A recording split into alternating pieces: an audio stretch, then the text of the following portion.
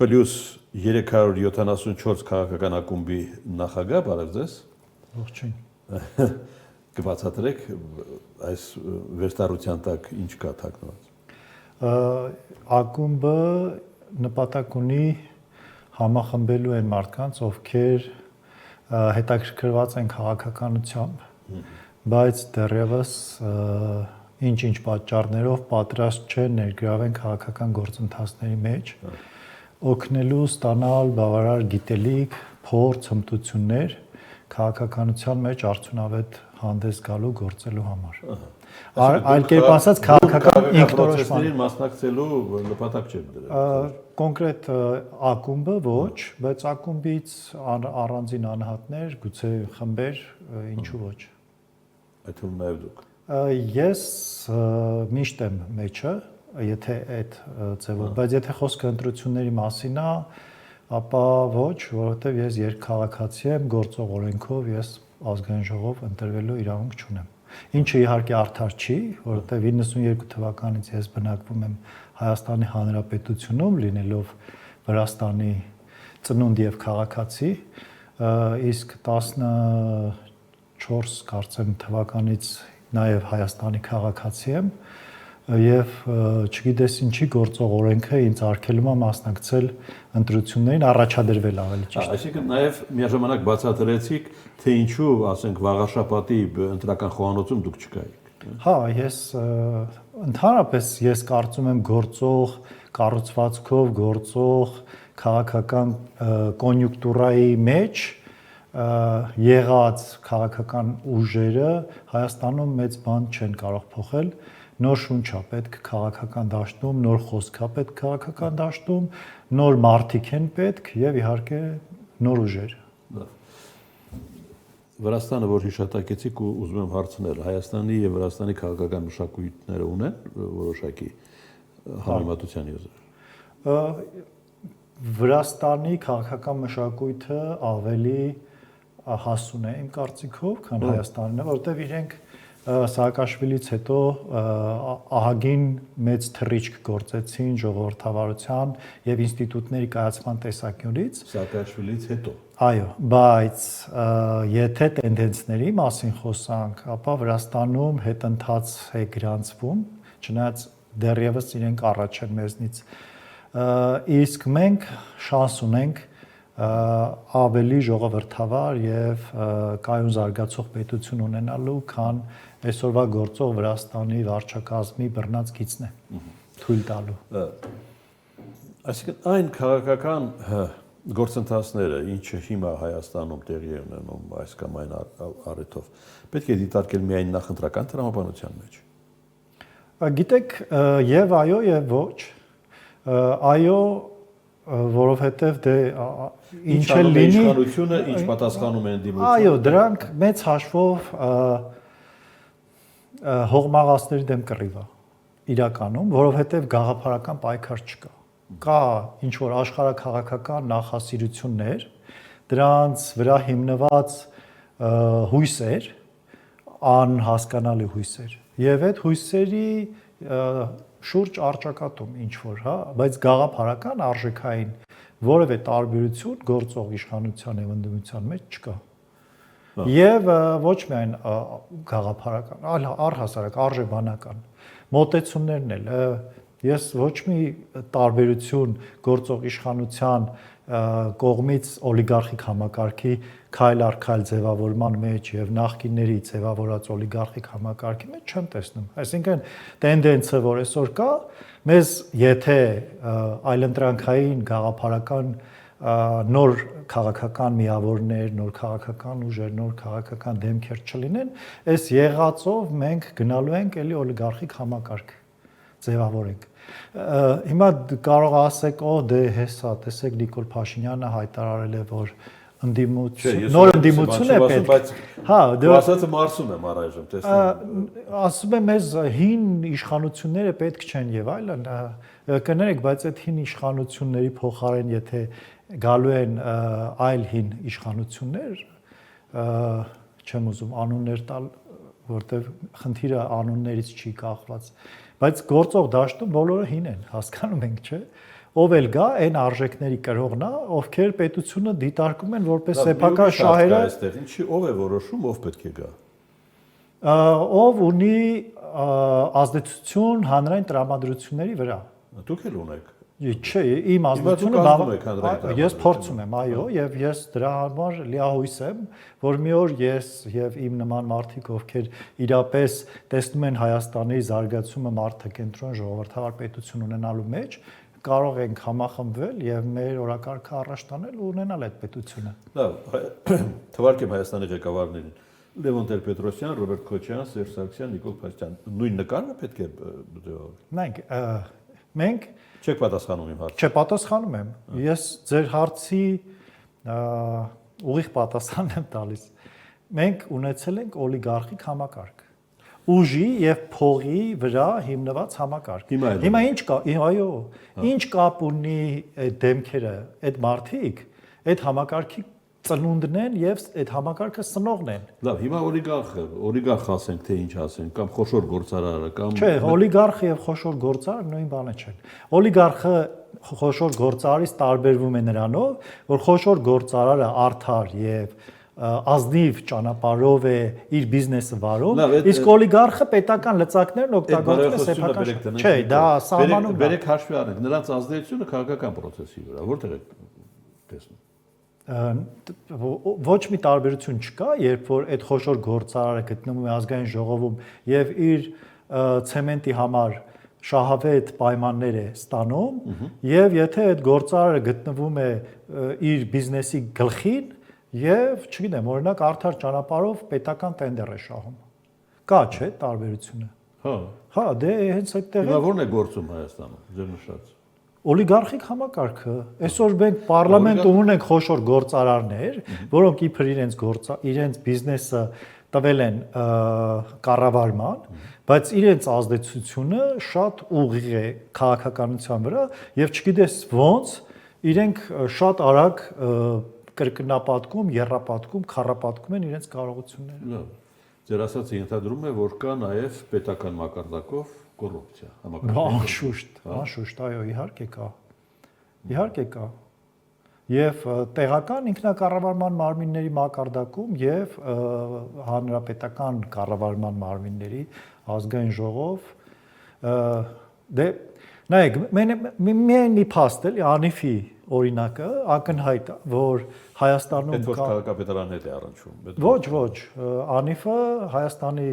զարգացման այդ բիզնեսի աջակցման հիմնադրամ էր, որը ղեկավարում էր այն ժամանակ Տիգրան Ավինյանը եւ որի հետ կապված ուղիղ կոռուպցիոն բազմաթիվ դրվագներ կան, որոնց որևէ իրավական գնահատական չի տրվել։ Նույնիսկ հակակոռուպցիոն մարմինը չի փորձել պարզաբանել կամ եթե ինչ որ բան դրվագներ եղել է որ փորձել են գուցե ես տեղյակ չեմ, բայց ակնհայտ է բազմաթիվ փաստեր, որոնք աղաղակող են եւ որոնց վերաբերյալ որոնք լրացրած են, այսինքն ոչ մի ձայն չկա։ Այն դեպքում, որ որոշ մարդկանց նկատմամբ, որոնք գործող իշխանության հետ տարաձայնություններ ունեն, նախկինում էլ եղել են իշխանության անդամ, քրեական գործերը հարուցված լրացնելու համար։ Սա ակնհայտ քաղաքական կոռուպցիայի հստակ դրսևորում է։ Մի ուրիշ բարձունակ ներողություն պետական կոռուպցիայի։ Պետական կոռուպցիա։ Մի ուրիշ բարձունակ հարցով էլ այդ ձեր ասածը դիտարկենք։ Եթե ես կամ դուք ուզում եք բիզնես գործունեություն ծավալել, պետք է գնաք իշխանության դուռը, թույլտվություն հարցնեք։ Այդ ազդեցությունը շատ ուղիղ համեմատական է ձեր գործունեության մասշտաբների հետ։ Եթե դուք ուզում եք մեծ բիզնես, անշուշտ դուք պետք է գնաք իշխանության հետ հանդիպեք, բայց դա դեռ կոռուպցիա չի, որովհետև ցանկացած խոշոր ներդրում որևէ կերպ կարող է պետությունից ինչ որ արտոնյալ պայմաններ ուզել։ Այլ հարց է, թե այդ արտոնյալ պայմանները ստանալու համար, որ իշխանավորը ինչպիսի շահեկան դիրքում է հանկարծ հայտնվում այդ բանակցությունների շրջանակներում։ Կոռուպցիան այդտեղ է, ոչ թե որ պետությունը կարող է որևէ ներդրողի խրախուսել կամ աջակցել, այլ որ որևէ պաշտոնյա այդ համակարգի մեջ, օգտվում է իր պաշտոնյական դիրքից եւ կարողանում է սողոսկել այդ հարաբերությունների մեջ եւ ունենալ այսինքն ձեր տրամաբանությամբ հիմա ասում են, չէ, նախկին ղեկավարների հասցեին, որ ոչնչից մեծ կարողության տեր են դարձել։ Այո։ Նույն ասելու են այս իշխանությունը։ Իհարկե։ Բայց եթե Եվ ցույց են տալու կարողությունը որտեղ ինչ։ հստակ մի քանի օրվա գրանցված ընկերությունը առանց մրցույթի կամ գուցե մրցույթով, բայց իհարկե ձևական, գալիս եւ միլիարդավոր դրամների դրամաշնոր է ստանում կամ գումար է ստանում։ Դա ինչ է, եթե ու չկա այդ ընկերության տված product-ը։ Հասկանում եք, հա։ Հիմա դա ինչ է։ Պարզ է, չէ՞, որ այդ գումարները գնացել են որոշ մարդկանց գրպանները։ Եվ վաղը մյուս օրը այդ մարդիկ իրենք արդեն հայտարարում են որոշները պետական, որ հայտարարագրում են կրիպտո արժույթներ եւ այլն, որտեղից եկան այդ կրիպտո արժույթները, $500,000 եւ այլն։ Այդ մարդը, որ գնում էր պետական պաշտոնի, չուներ, չէ՞, 18 թվականին միլիոններ։ Հիմա հանկարծ հոп ու կրիպտո։ Ես կարծում եմ Կրիպտոն եք հասկացելի թե ընդհանրապես։ Չէ, դե կրիպտոն դա կոռուպցիոն այդ նվերատվությունները մաքրելու միջոց է։ Հիմա դուք կասեք, ես կրիպտոն գնել եմ 20,000-ով, որտեվ դա հնարավոր չի գուցե եւ ապացուցել, հիմա արժե 100,000, 5 անգամ ավել 5 կրիպտո ունեի, հիմա արդեն $500,000 ունեմ։ Օրինակ, սա միջոցները մաքրելու ձևերից մեկն է, ճակերտավոր մաքրել։ Կան խոհանոց։ Այո։ Կան Հայաստանում քաղաքմարտիկյաններ այսպես։ Կան Հայաստանում մարդիկ, որոնք քաղաքական հայտ ներկայացնելու բերումով քաղաքմարտիկալ կստացվի այդ։ Այո, այդպես է լինելու սահմանումը, քաղաքական գործունեություն ծավալելը խոչընդոտելու համար բանտարկված են։ Բայց մի ուրիշ հարց կա, թե այդ մարդիկ որ պետության շահերն են սպասարկում։ Ես կարծում եմ, որ այդ մարդկանց նկատմամբ պետքա այլ մեղադրանք առաջադրվեր կամ ընդհանրապես արգելվեր օրենքի ուժով հակապետական ավելի կոշտ միջոցներ կան։ Այո, դե 18 թվականի ամբողջ այդ գործընթացը միտված էր նրան, որ հեղափոխական ուժը գալով իշխանության պետք է արգելեր կոռուպցիոն ճանապարհով ընտրությունները կեղծած, օլիգարխիկ համակարգ ստեղծած քաղաքական ուժերին դաշտը բացեր նոր, առողջ ուժերի համար։ Շատ հեռու չգնաք։ Չէ, շատ հեռու չէ, ինչ է։ Վաղաշապատի ընտրությունները։ Ինչ է արել այդ մարդը։ Շրջանառվել։ Փող Կա շատ է շրջանառվել։ Չգիտեմ, ես չեմ հետևել վաղաշապատի ընտրությունը։ Բայց այդպիսի բան ասելու համար հարկավոր է նաև հետևել։ Կա այդ։ Ինչպիսի բան ասելու համար։ Քաղաքականության մեջ փող պատտվում, ինչպես պատտվում։ Քաղաքականության մեջ անշուշտ փող պատտվում է, որտեվ այդ մեդիան ու տերորը մեդիա փողը տալիս քվեն առնում։ Ես չգիտեմ, ես փաստեր չունեմ, չեմ լսել դրա մասին։ Գուցե տվել են, գուցե չեն տվել, բայց դա չի էականը։ Այսօր չեն տվել, վաղը կտան։ Չէ։ Նայեք, առանձին միտեղ ինչ որ մեկի նախաձեռնությամբ, սեփական նախաձեռնությամբ կարող է եւ ինչ որ մեկը փողա տվել, բայց եթե վաղը գնան դրան բռնեն, կստացվի, որ այնուամենայնիվ համակարգը գուցե գիտակցաբար, գուցե իրենց մարդուն էլ զոհաբերելով ցույց տալու համար, որ մենք ընտրակաշարքին կամ քվե առնելուն դեմ ենք, դա անեն։ Ոչ առաջի դեպքն է որևէ բան փոխում, ոչ էլ այդ բռնելն է որևէ բան փոխում մի հոգու։ Եթե համակարգային է դա եղել։ Մեր խնդիրը այն է, որ մենք չունենք քաղաքական դաշտում այլընտրանք, գործող եւ նախկին իշխանություններին այլընտրանք չկա, նրանք էլ ով կան, կամ առանձին անհատներ են քաղաքական ուժերի անվան տակ հանդես են գալիս, որոնք ոչ հանրային հեղինակություն ունեն այնքան մեծ, որ կարողանան իրեն շուրջը համախմբել մյուսներին, ոչ էլ ոչ մի բան էլի, կամ նախկին են, կամ ուրիշ բան չկա։ Դե ով է մեղավոր։ Դե կներեք, չէ, հիմա մենք ոնց որ բոլորս միասին որոշենք A կետից գնանք B կետը ու ոդկով ենք գնում, այն դեպքում որ ամբողջ աշխարհը հրթիռներով ու մենք պտրենք մեղավորման գանք, չէ, մենք խնդիրը ցույց տանք, որ մենք չենք կարողանում գնալ, մեղավորը մենք ենք, բոլորս ենք մեղավոր։ Պատմական իրադարձություններն են մեղավոր, աշխարհակաղակական իրադարձություն, ամեն ինչ կարելի ասել, բայց փաստը այն է, որ մենք չունենք այդ այլ ընտրանքը եւ մեզանից յուրաքանչյուրի խնդիրն է անձնական մասնակցությամբ այդ այլ ընտրանքը ձևավորել։ Այդ է լուծումը։ Գյումրի քաղաքապետը Քաղբանտարկյալ է։ Չգիտեմ։ Այն որ քաղաքական նպատակահարմարությունից ելնելով են ձերբակալել, դա ընտրովի արդարադատության մասին է խոսում։ Քաղբանտարկյալ է թե ոչ, դժվար է գնահատել։ Այսինքն, եթե իրոք եղել է այդպիսի դրվագ, ինքը ասում է չի եղել։ Okay, չի եղել, ուրեմն կապացուցվի, որ չի եղել, բաց կթողնեն, հետեւաբար քաղաքական նպատակներով են հետապնդում, որտեղ դեռ բանտարկյալ չի։ Բայց եթե պարզվի, որ այնուամենայնիվ չի եղել, բայց ուրիշ բան կպցնեն եւ այսօր ворթիներ է ձերբակալվել։ Դե ես չգիտեմ, որ Հայաստանում ընտրական process-ներից առաջ դաշտը մաքրում են,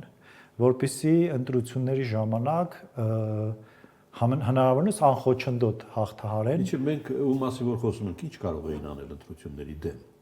Ընտրությունների դեմ չէին կարող անել, բայց ընտրությունների ժամանակ ձայներ են տանելու։ Այն մարդիկ բոլորը, ովքեր քաղաքականության մեջ կարող են դիրքավորվել հակընդդեմ գործող իշխանությունների եւ ազդել փոքր լոկալ ամեն մեկը ինչ որ մի չափով ազդել ընտրությունների վրա, իրենք այդ չեզոքացվում են ընտրություններից առաջ։ Հակառակ դեպքում այդ մարդիկ էլի կային, այդ մարդկանց վրա էլ կային քրեական գործեր եւ եթե մենք ունենայինք արդարադատական համակարգ, հիմա շատերը պետքա արդեն ձերբակալված, վաղուց ձերբակալված լինեին։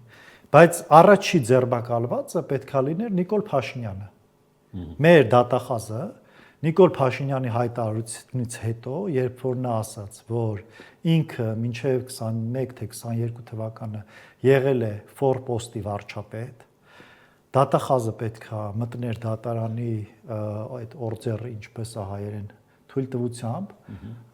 ձեռնաշղթաներ հագցներ Նիկոլ Փաշինյանի եւ տաներ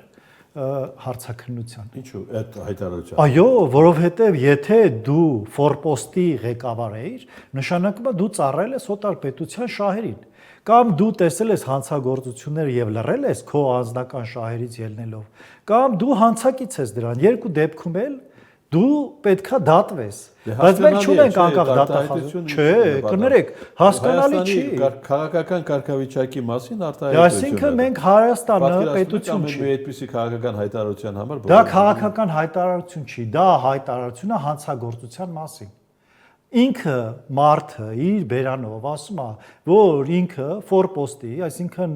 Ռուսաստանի Դաշնության, ու անունը չի տալիս, բայց պարզ է, չէ՞, որ ֆորպոստն են։ Ինքը դա անում է քաղաքական նպատակներով, իհարկե, ես հասկանում եմ, արտաքին թշնամի ուռճացնելու եւ դրա դեմ հերոսաբար պայքարող առաջնորդի կերպար ստեղծելու համար։ Բայց եթե մենք իրապես դատախազություն ունենք, ես վստահ եմ, որ ինքը անկեղծ է ասում։ Ինքը իրոք այդպիսին է եղել, ինքը չի ծառայել Հայաստանի Հանրապետությանը, հայ ժողովրդի շահերը չի սպասարկել, ինքը նստել է Սերժ Սարգսյանի աթոռին եւ ինքը հանցագործ է, որ այդքան բանը տեսնելով ոչ դրա մասին բարձրաձայնել է, ոչ քայլեր է ձեռնարկել համակարգը մաքրելու համար։ Այն դեպքում որ խոստացել էր, որ գալու է եւ համակարգը նախկիների մասին է խոսքը։ Համակարգը մաքրի, նախկին ներկա որն է այն նույն համակարգն է։ Ես հասցեատիրոջն եմ նշում, ում հասցեին է հնչել այդ արտահայտությունը։ Կապ չունի, համակարգը մեր բոլորինն է։ Մեր պետությունը առաջ է շարժվում այս համակարգով։ Այս համակարգը հակապետական է։ Ուրիշ ձերբակալ չներ ժամանակը նեղում է։ Մարտի 1-ի լսումներին մասնակցել եք ազգային։ Ոչ, չեմ մասնակցել։ Չեք հրավիրվել, չեք ցանկացել։ Չեմ հրավիրվել, բայց որ Այդ հրավերով էր, թե ցանկությամբ։ Սովորաբար չգիտեմ ինչպես է լինում, բայց երբեմն եղել է որ ինձ հրավիրել են տարբեր լսումների, այս անգամ չեն հրավիրել, բայց որ հրավիրեին էլ մասնակցելու իմաստը չեմ տեսնում։ Մասնակցելը իմ համար այս բան կարևոր է, հարցն է, ինչն է տականում այստեղ։ Էլի նախընտրական խնդիր են լուծում։ Միայն։ Հա, միայն եւ միայն։ Դուք ինչպես կվարվեիք մարտի 1-ի գործի հետ, եթե այդ հնարավորություն ունենաք։ Ես որպես ով։ Որպես Որպես դատախազ, որպես կամ դե հիմա ազդեցություն կա, ուղիղ ազդեցություն եւ կա անուղղակի ազդեցություն։ Հիմա ցանկացած պաշտպանության նախարարն էլ ինչ որ ազդեցություն ունի այդ դատական համակարգի վրա որևէ, որտեվ քաղաքական թիմի անդամ է եւ ղեկավար կազմի անդամ է, բայց իրենից սпасել, որ արդարադատական համակարգը պետքա փոխվի, այդքան էլ արդար չի։ Այդ խնդիրը պետքա լուծեր դատախազությունը։ Դատախազությունը դա կարող էր լուծել, եթե մենք ունենայինք բարեփոխումներ այդ համակարգում։ Մենք ունեինք կոռումպացված դատախազների, ոչ միայն դատախազների, ընդհանրապես արդարադատական համակարգ, եւ ինչ փոխվեց մեր գործող իշխանություններին նկատի ունեմ, իրենց անհաճո դատավորները գնացին եւ եկան հաճո դատավորները։ Այսինքն այս համակարգով միանձնյա կառավարման այս համակարգով, երբ որ ամեն ինչը ազգային ժողովի տակ է դրած, իսկ ազգային ժողովն էլ վարչապետի տակ է դրած, հնարավոր չի ունենալ բալանսավորված իշխանությունների թևեր հակակշռող եւ հետեւաբար ինչ էլ որ արվի, սա տանելու է դեպի օլիգարխիկ համակարգի։ Ինչ սուրբ էլ որ գա, որտեղ միանձնյա չի կարող վարչապետը ամեն ինչը ինքը որոշել որպես ազնիվ եւ եթե ազնիվ մի օր մեկը գա էլի, բայց դրա համար ով էլ որ գա, այս համակարգը ծառայելու է իր բրգաձև, այդ ուղղահայաց կառավարման մեթոդներով, ծառայելու է իր վերարտադրության եւ պաշտպանության